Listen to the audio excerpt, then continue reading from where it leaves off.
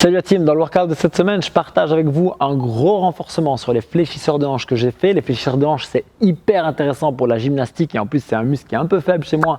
Du coup, mon renfort, j'espère, va vous aider vous aussi à progresser. Et puis un workout très simple, un triplet qui franchement m'a bien dégommé et que j'ai trouvé très amusant à faire.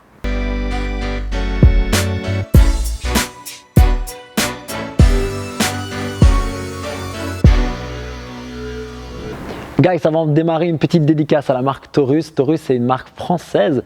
J'ai eu la chance de rencontrer le propriétaire, le fondateur de cette marque et j'ai bien accroché avec le gars. Je trouve qu'il a un beau projet, je trouve qu'il a une marque super sympa. Les fringues sont confortables et plutôt stylées. Moi, j'aime bien le côté un petit peu épuré comme ça. Si vous voulez découvrir la marque, si vous ne la connaissez pas encore ou si vous la connaissez déjà et que vous voulez vous faire plaisir, il a été sympa. Il nous a filé un code de réduction de 15% pour les gens qui regardent cette vidéo et je ne vais pas vous cacher que nous, ça nous permet aussi d'avoir une petite commission qui nous permet de continuer à faire des vidéos gratuites. Donc si vous voulez voir ça, vous allez dans la description, il y a le lien et un code rien que pour vous. Ok, maintenant parlons CrossFit, parlons entraînement. Je vais vous montrer quelques exercices que je fais pour les fléchisseurs de hanches. Les fléchisseurs de hanches, c'est vraiment ce levier qui vous permet de monter la jambe ou quand la jambe est fixe, de ramener le buste. Il y a le psoas, il y a d'autres muscles dans la jambe. L'idée en fait, c'est de comprendre que ces fléchisseurs sont très importants en gymnastique, notamment pour les toes to bar, mais aussi pour tout ce qui va être keeping et de manière générale, ce sont des muscles qui sont très inhibés quand on est assis. Et comme on est beaucoup trop assis, c'est super important de les renforcer. Attention, petit warning, il faudra aussi les étirer. Par contre, parce que quand ce sont des muscles qui sont trop courts, ils vont avoir tendance à causer des problèmes aux hanches, au bassin, au bas du dos et donc il va falloir être très prudent avec ça et les réitérer régulièrement. Je vous montre ça à la fin de la vidéo. J'ai choisi 3 exercices simples mais super efficaces pour les fléchisseurs. Le premier, c'est le pike. Je vais être assis ici au sol, jambes tendues et je vais monter une jambe et puis l'autre. Je vais faire soit de l'alterner, soit 10-12 fois d'un côté et de l'autre. Le but, c'est d'être vraiment bien concentré. À chaque fois que je monte la jambe, je souffle, je rentre le ventre et j'essaie de bien contrôler ma montée et ma descente, jamais m'écraser sur le retour. Hyper efficace, vous allez sentir une grosse compression au niveau de la hanche, c'est vraiment ça l'objectif. Commencez avec les mains proches du bassin et puis au fur et à mesure, avancez-les de plus en plus, vous allez voir l'intensité va être énorme. Le deuxième exercice que j'aime beaucoup, c'est le strict leg raise en suspension. Alors, je vais me mettre en suspension, mais je vais très peu utiliser les bras. Pourquoi? Parce que personnellement, j'ai développé pas mal de force bras tendus, ce qui m'aide à faire des toes to bar, des muscle up, etc. Mais quand j'utilise trop forcément cette force bras tendus, j'utilise un peu moins les fléchisseurs de hanches. D'ailleurs, c'est le but en toes to bar, il faut être tout à fait honnête. Et donc là, je vais peu utiliser mes bras et faire que le levier des jambes bien tendues. Et mon objectif, ça va être de monter les jambes le plus haut possible en prenant le bassin avec. Et franchement, si j'arrive en plus à freiner le retour, j'ai un super renfort à l'aller et au retour, très efficace. Faites peu de reps au début et maîtrisez-les bien. Il vaut mieux faire 4-5 reps avec un bon freinage que 12 en vous laissant complètement retomber. C'est beaucoup moins efficace. Et le troisième exercice, j'en avais déjà parlé dans une ancienne vidéo, c'est le travail avec la bande.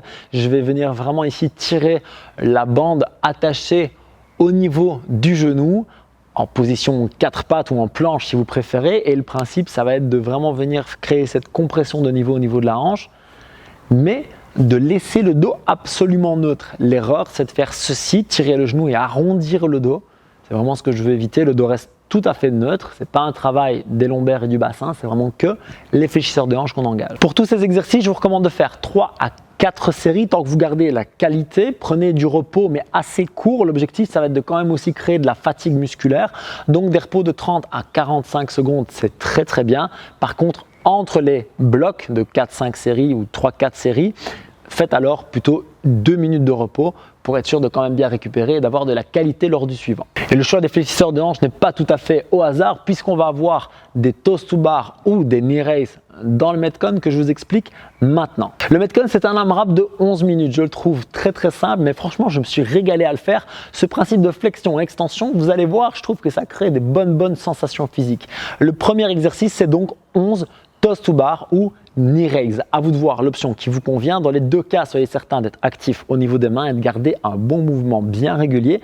Vous n'êtes pas obligé de faire les 11 unbroken chaque série, mais essayez la première de vous challenger sur la longueur. Pour le deuxième exercice, on a 11 push press. Le but ici, ça va être justement l'inverse, donc d'ouvrir les hanches. Vous allez vouloir contracter les fessiers à fond pour donner de la vitesse dans la barre. Pensez à toujours bien stabiliser avec les épaules basses et les abdos hyper engagés overhead.